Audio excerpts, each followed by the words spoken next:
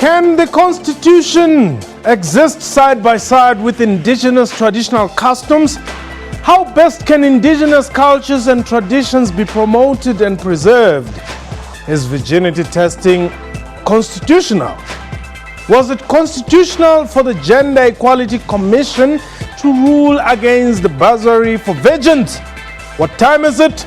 It's question time.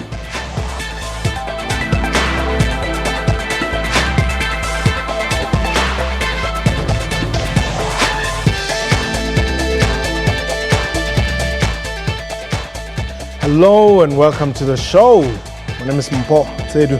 2 weeks ago, King Goodwill Zwelithini reflected on the gains made by the Zulu nation.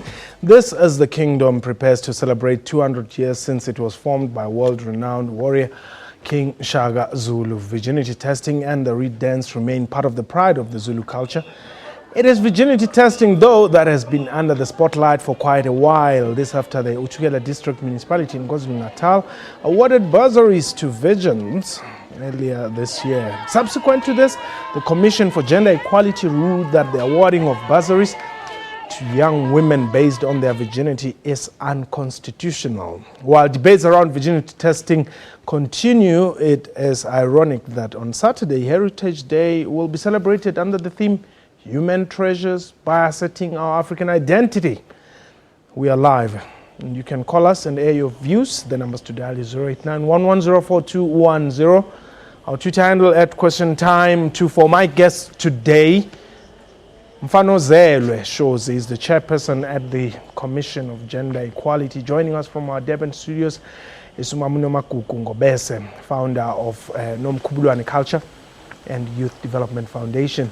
And on the line, Professor Shadrack Guto. He's a constitutional law expert. Let me welcome all of you. Prof, let me start with you. Chapter 12 of the Constitution, Prof, says a traditional authority that observes a system of customary law may function subject to any applicable legislation and customs which include amendments to or repeal of that legislation to those customs. But what I want us to talk about, though, is the first part, which says the institution, status, and role of traditional leadership according to customary law are recognized subject to the Constitution.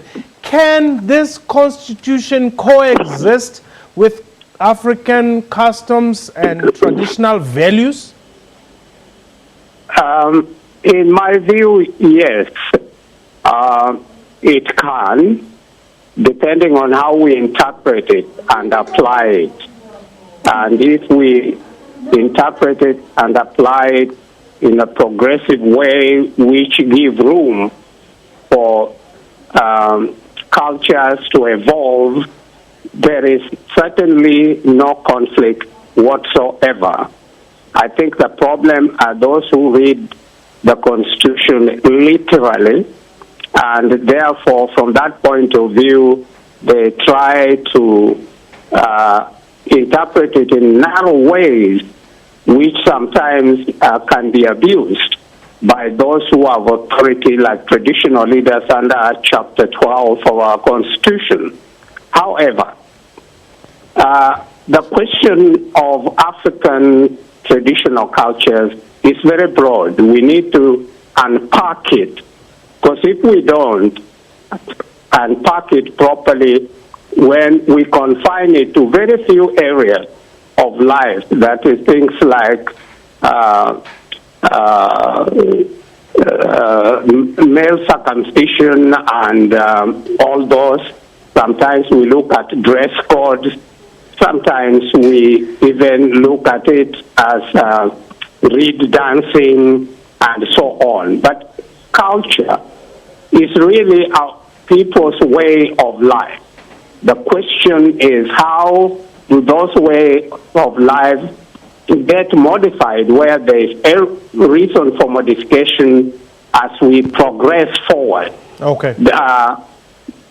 So I don't see any conflict, and there are more provisions in the Constitution, not just Chapter 12, and I will mention those as we continue with the debate. Okay. Hold it there, Prof.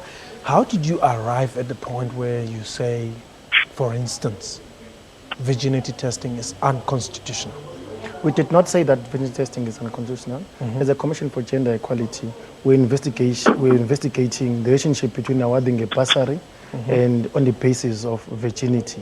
Okay. And we found that to be unconstitutional on the number of grounds that I'm going to mention now. Okay. But the investigation was not about the virginity inspection as a culture. So for us, one of the grounds is around the issue of ensuring that the investigation found that it was unconstitutional and discriminatory on the basis that we only focus on young girls, and the burden of HIV and pregnancy is placed on girls, and this is also not done on boys. Yes. Secondly, as well, the categories of bursaries, there were about 4 of them, and others are not considering this matter, and therefore we'll find that there is double burden on girls to actually prevent some of these matters. So there are also a number of there are also intrinsic factors as well that will actually make a young girl not to be a virgin and so on, and therefore that will actually discriminate. And there's also groups that are not practicing a virginity inspection, and therefore if you award the bursary on the basis of that, will be definitely discriminating against those particular groups. Okay, then as a state, yes, as a sphere of government and local government, when you provide a service, we don't feel that you should provide on the basis of a cultural practice, but there should be a universal approach in terms of how we should actually provide a particular service. Okay, that's fine. Then what is your position in as far as virginity testing is concerned? Our position is very clear on this matter. For example, the Children's Act states very clearly that virginity testing could not be done on children under the age of 16. If you are above the age of 16, then you can do that. Consent. With consent, obviously. And therefore, our position on that is that if people are free to actually practice virginity testing, we are fine with that and so on. But the other considerations need to be considered: the issues of privacy, the issues of dignity, and so on, as outlined in the Constitution. Let's go to Durban. Mama, are you doing? I don't know whether it's called doing, but are you practicing that are below 16?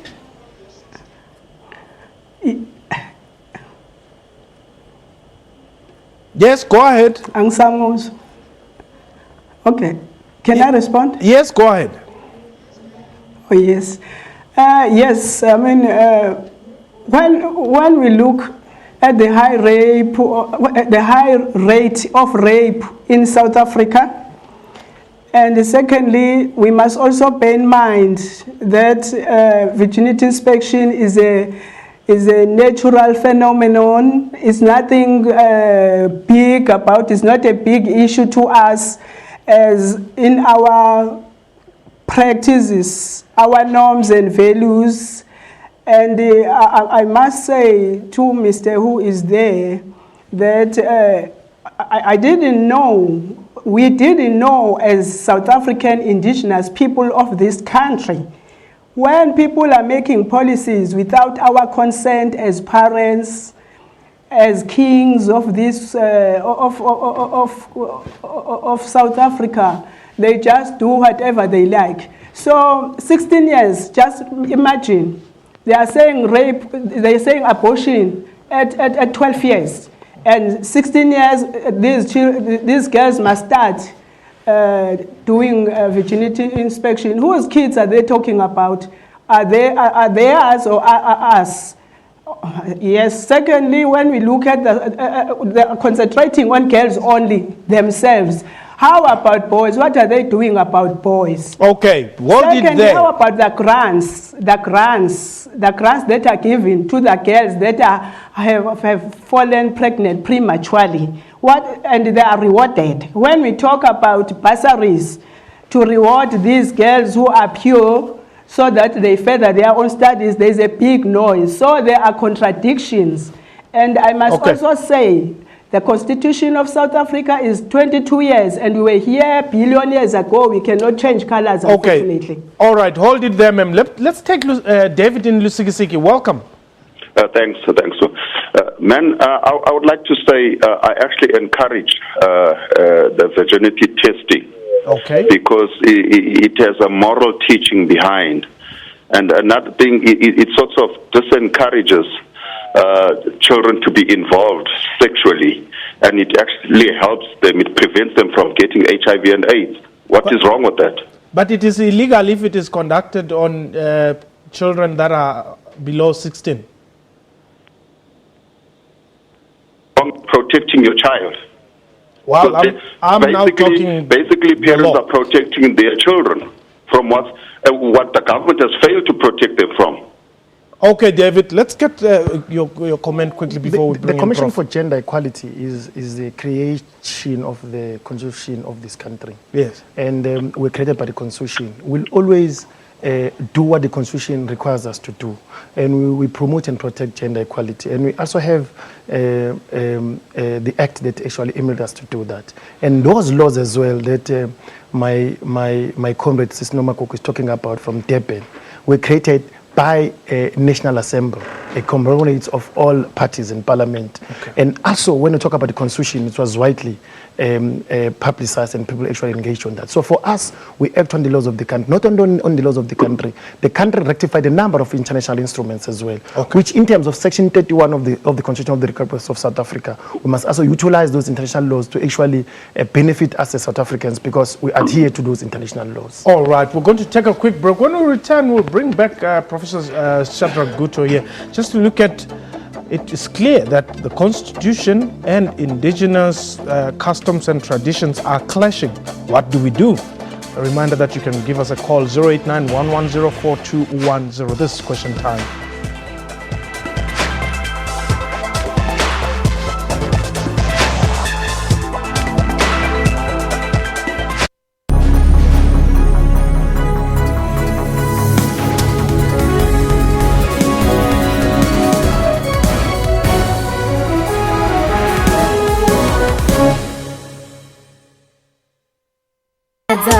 Do you need a funeral policy? Joy is found in the little things. Ke ho phedisa, ho fepa le ho hodisa. Ukuba ibone ukuvela kwethuba lalokho okungenzeka. In being there when one journey ends and another begins. En die deel van die klein dingetjies wat kosbaar herinneringe word.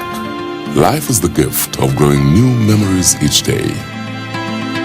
So that our loved ones can preserve them after we are no longer here. Life is a gift to us. Since 1918, AVBOB has comforted and supported South African families in their time of need. Protecting their loved ones' memories with respect and dignity. Plus, committed and trusted funeral representatives with more than 250 branches nationwide. There for you every hour of every day.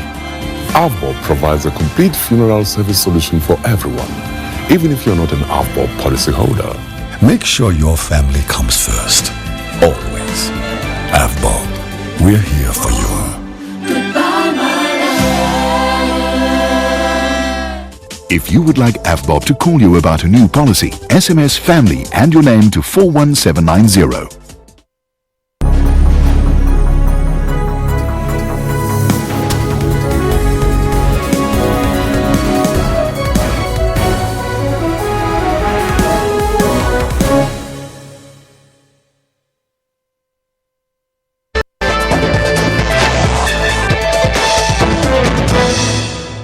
Welcome back. You're still watching Question Time. My guest today is Mfano Zelwe Shozi, who's the chairperson at the Commission of Gender Equality. From our Durban studios, who's the founder of Nomkhubulwane Culture and Youth Development Foundation. And Professor Shadrack Guto is on the line. He's a constitutional law expert. Prof, clearly customary observations and cultures are clashing with the Constitution here. Mama in Durban says they want to hlola everybody, including below 16. The Commission for Gender Equality says you can't do it on under 16. No, I think this is a wonderful case which, if it goes to court for review and also really for proper interpretation, and I hope it goes up to the Constitutional Court, because I will personally try to be a friend of the court and submit some observations on this matter which may not come before the court. If you use, for example, male circumcision, I am circumcised, and in the community where I grew up, if you are not circumcised, it doesn't matter whether you are 100 years old or not, they call you a boy. And I think it's important for us to be able to see that some aspects of culture are not damaging, and some are harmful. And of course, I think if the girls are being forced, whether they are below or above 16, they are being forced to go into this virginity testing and then get bursaries, then that is wrong. It is violating their right to dignity, their right to freedom of the person and their protection, which are in the Constitution. However, the whole idea itself should not be thrown out to be said that we shouldn't have such practices in the society where we reward young people for abstaining from uncontrolled sex, which promotes HIV/AIDS, it promotes pregnancy, it removes children from school, and so on. Okay, so, Prof. Yes. Prof, now, was, for instance, King Goodwill Zwelithini correct to question whether this constitution is working for Zulus? No, I think that the king was going too far. If you ask the king, is this constitution working for you, the king, as king of the Zulus, he will say, yes, it's working very well. It allows me to be a person performing a structure of governance in society. I'm being paid millions every month by the taxpayer. He's enjoying life because of this constitution, so he can't pick and choose. Okay. So I think that, it is very, very important for us to say we don't want people just to throw out the constitution, it is bad, but when it suits them, they say we love the constitution. All right, Prof, hold it there. Let me go to Durban quickly and just bring in Umama there. Mama, were you not consulted when this constitution was drafted? Is that what you're saying?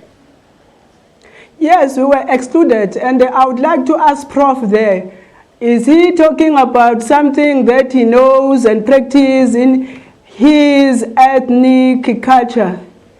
What do you mean? Secondly, I'm saying if you reject something, it's because you are in it. Because, I mean, you can't oppose something that people live with it. It was there billion years ago, and today it is clashing with the Constitution of South Africa. Let me tell them something, that Constitution of South Africa is very good. It depends on you, how you analyze it, like the Bible itself. So if the people like what they are infringing us in South Africa as parents, indigenous people of this country, as kings of this country, so that we become white, yellow, or blue. We want ourselves as we were before the Constitution comes of South Africa, if you like. No, I just want to respond to the issue. I don't want people to get the impression that the Commission for Gender Equality is against programs to ensure that we end in HIV and AIDS infection in this country. We encourage our young girls to behave well and so on. We all encourage our young girls, we all encourage South Africans to do well. But what we will always be against is any burden on one sex and also imposition on issues that relate to gender equality. We encourage programs that are going to actually encourage girls to be good and boys as well. But that burden should not only be burden for girls, because that's where patriarchy also starts. We must also make sure that we also include the boys in the education about their sexuality, about how they, because when we talk about issue of pregnancy, are the boys in most cases would actually propose these young girls. Therefore, it's important for us to be very inclusive in our approach and and make sure that we include everybody. So as a gender commission, we encourage those, but we don't think the awarding of bursaries in relation to virginity testing will actually assist us, take us away. We understand the intentions of the municipality where they actually wanted to go, but I think they missed a point in terms of assessing the constitutionality of their own program.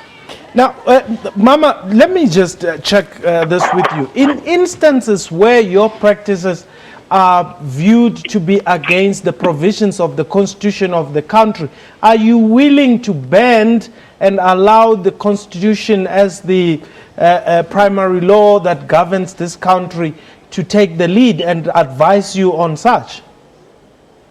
Why all the ethnic groups in South Africa are not bothered? Only the indigenous people of this country, their cultures are being questioned. Because when my honorable speaker in that studio, they are talking about girls and boys, but they haven't done anything. When you reward girls the grants of having children, do you reward as well the boys? Are you talking about equality here? There is no equality in South Africa. We can sit down and they must hear from us what things that we don't like and what things they can do and write their policies. Not that use hatred and prejudice. Because my experience of 22 years, since we started these debates, the girls talk, they tell themselves for themselves that they like it's a voluntary act. Besides, as a parent, I've got the damn right to teach our child and the rite of passage. We cannot change the rite of passage because virginity inspection is one aspect of the rite of passage that cannot be modernized or any. So we need the teachings that our forefathers lay as a ground rule. So we are not ashamed of us. So they must stop use the constitution to further their own interest. Okay, Itumeleng, very quickly, my man. Okay, thank you very much. I think here we need to talk about the awarding of a bursary. My understanding of a bursary is that you give someone financial support to go to school so that they can improve their life economically. How you link this with tradition, I think that is where I'm missing it. And let's talk about tradition. Tradition, most of the time, it has elements of discrimination, where you find a person who is not married, a person who does not have kids cannot do 1, 2, 3, 4. So maybe he's pick and choosing which part of tradition and custom can work for them. But initially, as a woman, you find that tradition will disadvantage her. Thank you very much. Thanks very much, Itumeleng. I just wanted to say that for us, we deal with all cultures in relation to gender equality and investigation. For example, the Shulubane case that we did in Limpopo, the witchcraft killing that we've been dealing with, the circumcision killings in Mpumalanga, we've been involved. So as a gender commission, we've agreed, and also institutions and individuals, they bring matters to us and we investigate those matters. Like the bursary issue, it had to be brought to us by the media and other partners, and complainants we investigated. But I think there's so many other issues that we're dealing with, the Muslim issues as well, and so on. We're investigating that. So as a gender commission, we're not biased towards one particular cultural groups. We're investigating these matters on the basis of gender equality and in terms of the Constitution and the CG Act. But why didn't you consult the likes of Omama? On this one, no. This is when we were investigating this matter. We consulted the party that was dealing with this particular matter. We also consulted the students that were involved in this. Myself had a meeting with the mayor. We also met with everybody. This is a program of the municipality. It is not a program that is outside the municipality, as much as the other communities are being involved. But we consulted all the parties that were. We even gave a right of reply to the municipality on the draft report, and they've engaged on that. As we are speaking now, the municipality has requested an extension to respond on the recommendations by the 30th of September this year. Unfortunately, we've run out of time, and let's check out one of our tweets here. Liberals are naive, says the Constitution is nothing more than British heritage. In many areas, the exact opposite of indigenous customs. Well, that was question time for today. A big thank you to you and to my guests. And from me and the crew, you have yourself a wonderful time. Bye bye.